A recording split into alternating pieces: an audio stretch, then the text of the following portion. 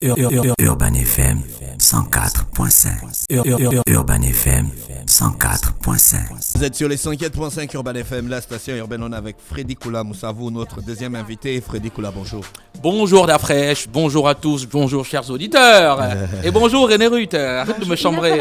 René Ruth, bonjour. Rebonjour Dafresh, qu'est-ce qu'elle me manque, Gina, sur ce plateau. Est-ce qu'il n'a pas la voix qui porte? C'est bon, je fais un peu le jaloux, genre truc et tout ça. Tu fais la jalousie? Mais il fait la jalousie, mais il dit oh Gina. Gina, tu nous manques, qu'est-ce qu'elle nous manque? Mais bon, bref, je suis content d'être là. En plus, c'est la rentrée. D'accord, Freddy. Deuxième jour de classe. Alors, toi, tu es un journaliste, consultant en communication, président d'Atlético d'Akanda. Le sport, c'est ton domaine. Et le sport, en ce moment, le Gabon est à fond. Oui, à fond ou au fond du trou. Ça dépend. Bon, mais là, on a réussi à relever un peu la tête. Là, on a réussi avec l'Angola. On est à quelle position? Explique-nous. Alors, troisième de la poule.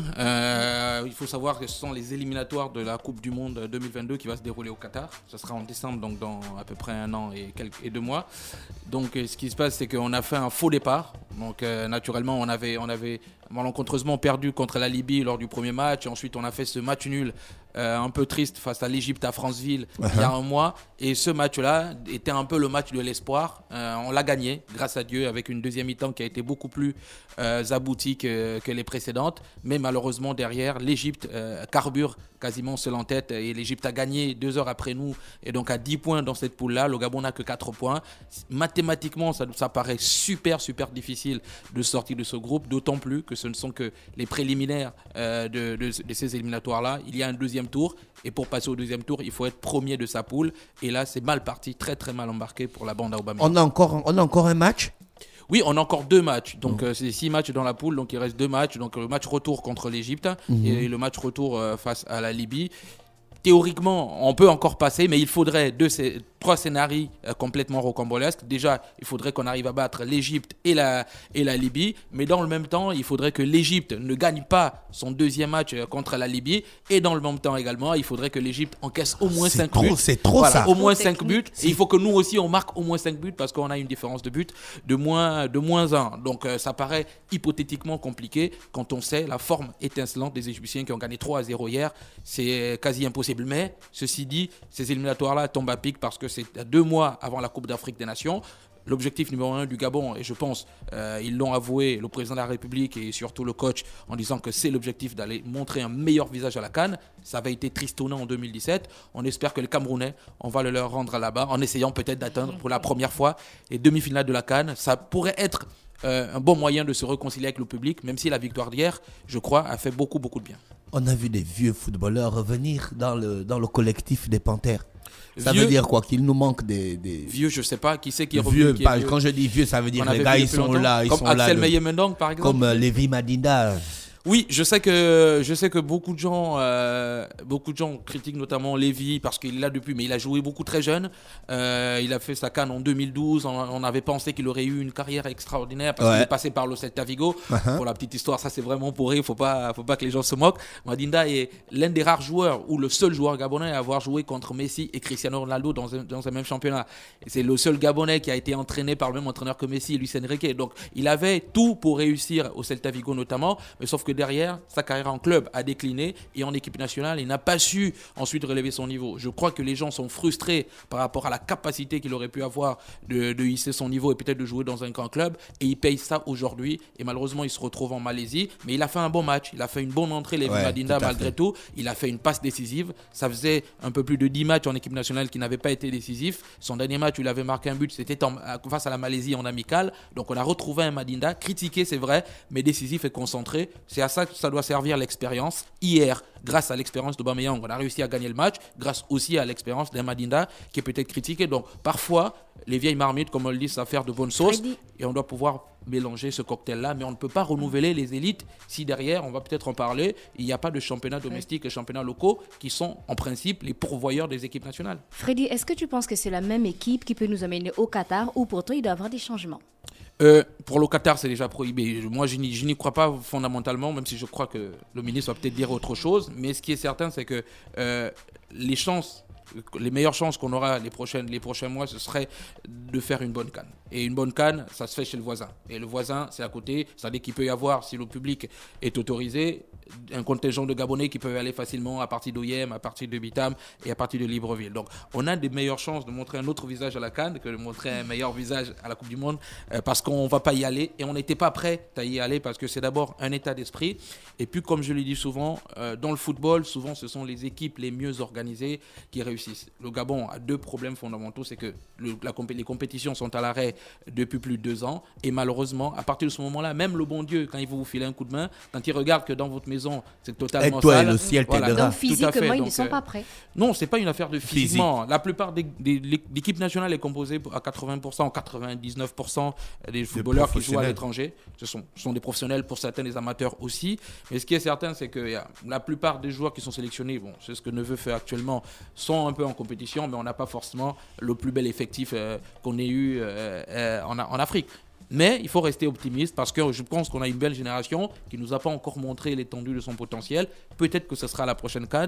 Mon petit doigt me dit qu'il va se passer quelque chose à la CAN 2022. D'accord, Frédéric. Là, tu organises des masterclass à la SING, c'est ça? Exactement. La société d'incubateur national du Gabon. Voilà. Et le thème, c'est comment gérer la communication d'un sportif, d'un club ou d'une organisation sportive. Frédéric, là, c'est quoi exactement? Ça se passe quand? On sait que c'est à la SING. Ouais. Ça se passe quand? Et qu'est-ce qui te motive à faire ces masterclass? Tu penses qu'il y a un déficit dans le domaine au Gabon? Oui, donc c'est ma toute première masterclass. Ouais, tout à fait. Et dans mon descriptif, en fait, je l'avais dit la dernière fois, mais en tendance à oublier que moi je fais un doctorat en communication. Donc là, je suis dans ma 3e année, payé par l'État gabonais, alhamdoulilah. Donc ce qui est intéressant, c'est que derrière aussi, je suis toujours dans une dynamique de partage de ce que je peux avoir. J'ai beaucoup attendu avant de commencer à faire ces masterclass-là. Ce sera ma première masterclass. Donc ce sera ce mercredi 13 octobre de 16h à 18h à la SING. Pour ceux qui ne connaissent pas la SING, c'est juste après l'immeuble des Arcades. Il y a l'immeuble Premium BGFI juste à côté. Derrière, il y a la SING. Donc les inscriptions se font en ligne. Donc vous allez sur la page Facebook de la SING, vous allez voir un lien. Il faut cliquer sur le lien pour s'inscrire. Donc pourquoi je fais cette masterclass-là? Ton constat sur la communication sportive au pays. Ce n'est pas tant un constat, c'est qu'avec j'ai toujours une démarche de chercheur. C'est pourquoi en fait, je disais il n'y a pas longtemps que je suis de moins en moins intéressé par le journalisme parce que je trouve que en étant journaliste, on n'aborde pas forcément les questions de fond. Ouais. Et les questions de fond ne peuvent être abordées que lorsqu'on a une méthode heuristique.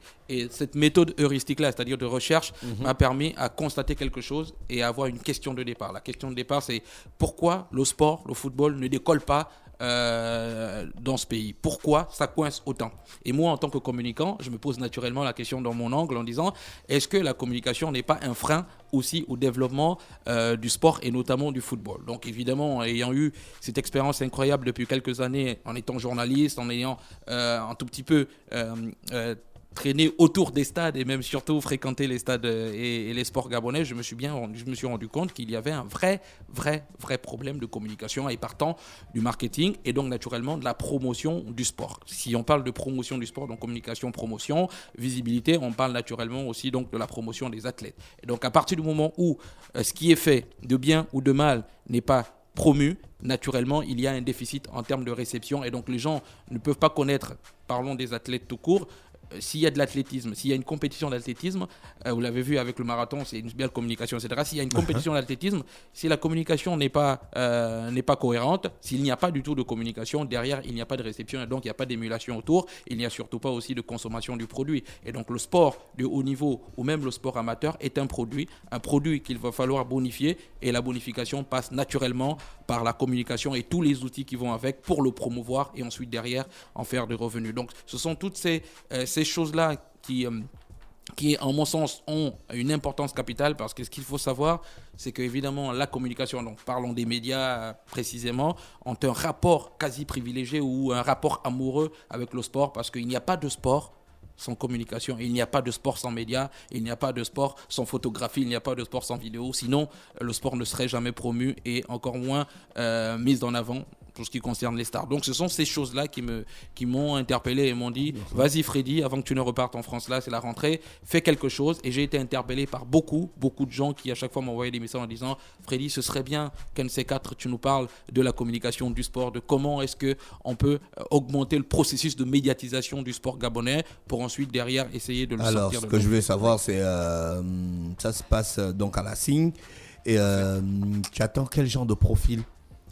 Alors, comme je l'ai dit, la thématique, comme je l'ai dénommée, en fait, elle était assez limpide. Comment gérer la communication d'un sportif, d'un club ou d'une organisation sportive? Comment gérer la communication d'un sportif, d'un club ou d'une organisation sportive? Donc, les cibles sont déjà désignées, que sont les sportifs de haut niveau ou les sportifs amateurs qui ont une ambition de devenir des athlètes professionnels. Derrière, l'idée c'est de venir prendre les outils nécessaires pour mieux gérer leur communication individuellement ou de façon collective. Ensuite, les clubs, donc les clubs de basket, de foot, de handball, etc., ils ont besoin d'avoir une communication raffinée, une communication cohérente pour pouvoir ensuite mieux se vendre, pour pouvoir ensuite avoir une visibilité qui, derrière, peut apporter potentiellement des partenaires, des mécènes. Donc cette communication-là, ces outils-là, moi je le leur donne. J'explique d'abord en amont pourquoi il faut communiquer et je leur explique aussi c'est quoi la communication parce qu'en tant que chercheur naturellement j'ai le devoir aussi de vendre la discipline scientifique et la communication qui n'est pas très étendue parce qu'on confond beaucoup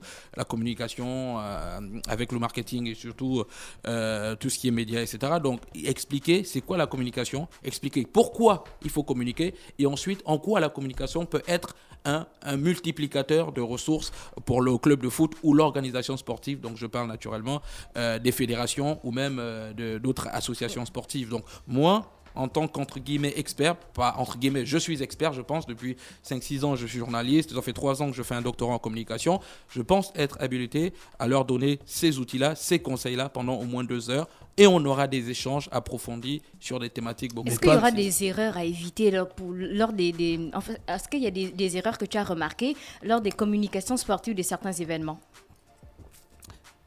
Pour qu'il y ait erreur, il faut qu'il y ait action. Sauf que en tout cas, globalement, je vous prends juste une statistique qui est assez simple. Il y a un peu plus de 26 fédérations reconnues par l'État gabonais. Et parmi ces 26 fédérations sportives-là, il n'y en a que 9 qui ont, par exemple, une page Facebook. 9 parmi les 26. Il n'y en a que 2 qui ont, par exemple, un site Internet.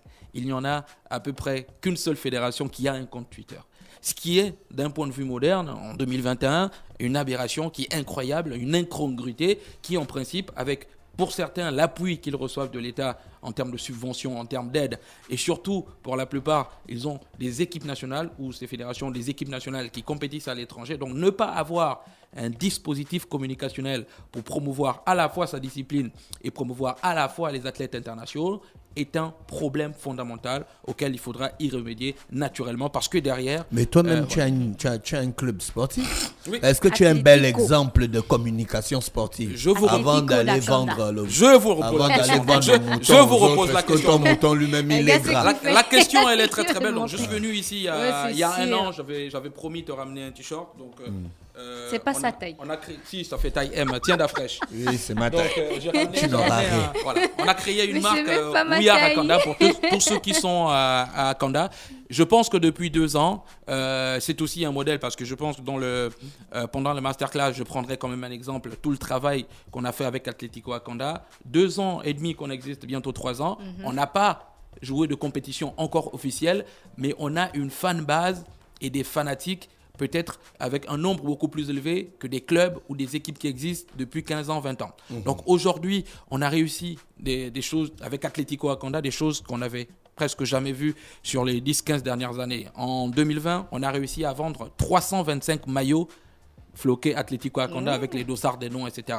On a réussi à faire des campagnes promotionnelles, notamment avec ce clip génial avec Le Fleu du Sud qui nous a valu d'être un peu plus connus. Donc, je pense que pour moi, avoir créé Atlético Akanda, c'était pour moi un plan pour rentrer un peu dans le monde du football, du foot business. Évidemment, j'ai commencé avec les filles. C'était aussi une stratégie communicationnelle. Ce n'est pas anodin si j'ai commencé avec des filles et pas avec des garçons. Parce que je savais que d'un point de vue de la sensibilité, d'un point de vue de l'attirance et même d'un point de vue sémiotique, les filles, elles attiraient. Et si les filles dans leur environnement, elles sont mieux organisées, ça va attirer la curiosité. Et le plus dur en communication, c'est d'attirer la curiosité. Et si on attire la curiosité et qu'on est bien organisé et qu'on a de belles images derrière, on attire évidemment la sympathie. Donc je pense que cet échantillon-là, cette maison-là, Atlético Acanda, que j'ai construite, peut constituer un bon point de départ pour les clubs de foot notamment, qui veulent faire comme nous. Et puis derrière, ça pourrait constituer une cité, parce que comme on le dit souvent, il faut quand même commencer par une maison avant de bâtir une cité. Et la cité sportive, d'un point de vue communicationnel, est une cité en ruine. Je n'ai pas la prétention de dire que je vais enseigner ou je vais peut-être avoir la science infuse. Je ne l'ai pas, la science infuse. Mais le peu de connaissances que j'ai, avec les 3, 4, 5 médias internationaux avec lesquels j'ai travaillé, les 3, 4 années que j'ai passées en France à être à Panthéon-Sorbonne et à Grenoble, qui sont les 2 grands laboratoires de communication, je pense avoir quelques outils pour aider modestement au développement. Rappelle-nous la date de la masterclass. Mercredi 13 octobre, donc c'est demain, pour ceux qui nous écoutent aujourd'hui, ceux qui vont nous prendre en live, donc c'est mercredi après-midi à la SING, de 16h à 18h.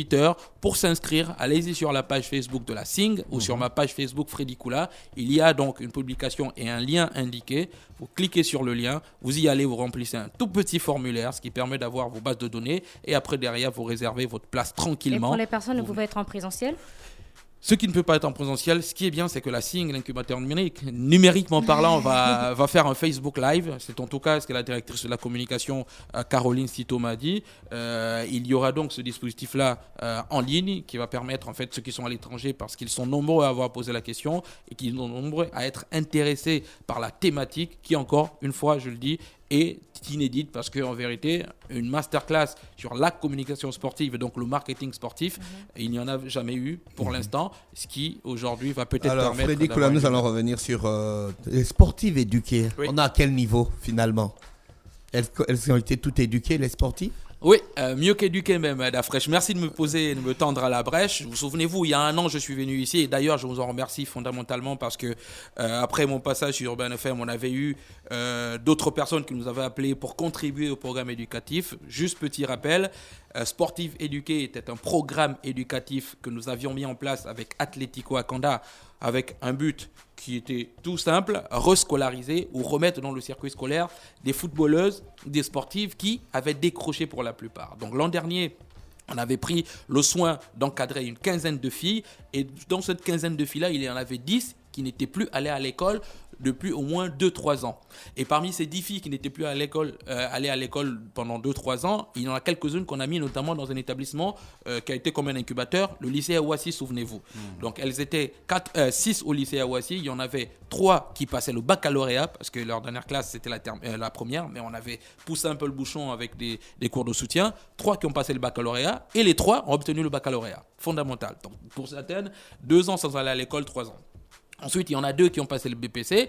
Les 2 qui ont passé le BPC aussi ont obtenu leur BEPC, leur brevet. Et il y a une qui était en seconde qui est passée en première, parmi celles qui étaient par exemple au lycée Awassi. Donc, il y a eu donc ce travail de fond-là qui a été fait. Et évidemment, je remercie tous ceux qui nous ont filé un coup de main, Urban FM naturellement, l'Office national du développement du sport et de la culture avec M. Joanny Kobian, qui avait évidemment accepté de nous fournir du matériel en compensation de ce qu'on devait apporter comme contribution pour le développement du projet éducatif. Et puis cette année, étant donné qu'on était dans une période cyclique, j'ai aussi oublié de parler de Mazali. J'avais raconté l'histoire de Mazali qui avait fait 6 ans sans aller à l'école et qui était venue dans notre club, qui est la meilleure joueuse du Gabon. Mazali a obtenu il y a quelques mois son diplôme en cuisine.